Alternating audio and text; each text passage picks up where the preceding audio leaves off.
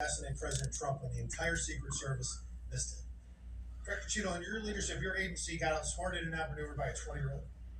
How can we have any confidence that you could stop trained professionals from a nefarious nation state? Those are absolutely questions that we need to have. I know the questions, but the fact of the matter is we can't have that confidence. Director, do you have the ability personally, do you have the authority to beef up security of any of your protectees? Yes, I do. Okay. So were you also aware there was a credible threat President Trump was facing? He was facing a heightened security threat to a foreign adversary? Yes. Okay. So given that there was an increased threat to President Trump's life, was he provided a full security complement akin to what a sitting U.S. president would receive? He was provided a full complement of security based on the threat assessment that we had That's not my and the question. venue. My question is, if he'd been the sitting president, would he have had the same security he had on July 13th and would have been beefed up? There is a difference between the So sitting he did. president So your answer is he did. and continuity of government and the responsibility. So he did not. Okay, there wasn't a CAT team, a full CAT team on site. There wasn't counter surveillance teams on site. But this is the thing. You just said you had the ability to beef up the security. You knew about the threat, and you didn't. And that's as telling as it is chilling. We have satellite images from the Butler Fairgrounds. Have you visited the site? No, I have not.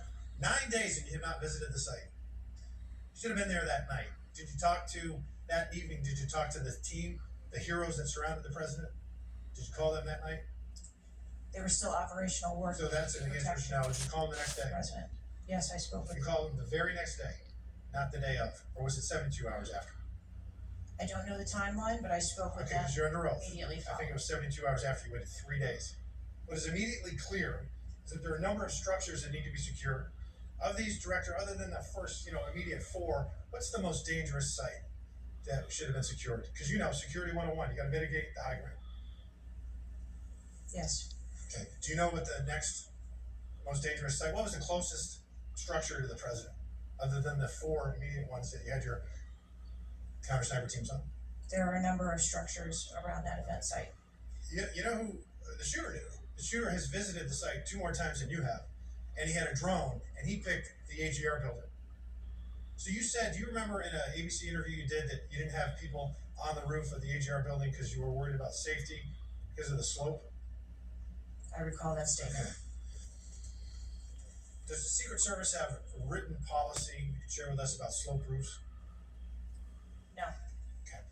So why'd you act like there was one? Because is it your practice to comment on enormous events of enormous national implications when you're ignorant of the facts?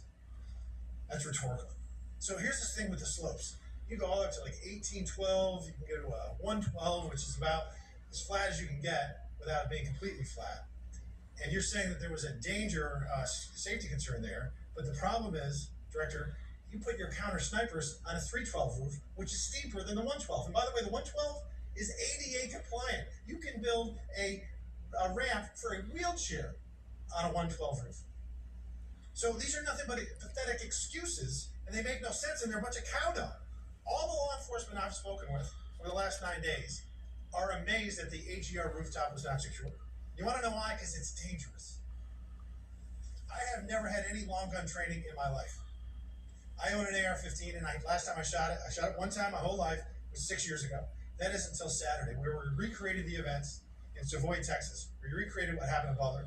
I was lying prone on a slope roof at 130 yards at 6:30 at night. And I knew that he had a scope, I didn't know what kind, red dot or magnified. So I shot 8 rounds from both. You know what the result was? 15 out of 16 kill shots. And the one I missed would have hit the president's ear. That's a 94% success rate. And that shooter was a better shot than me. It is a miracle President Trump wasn't killed.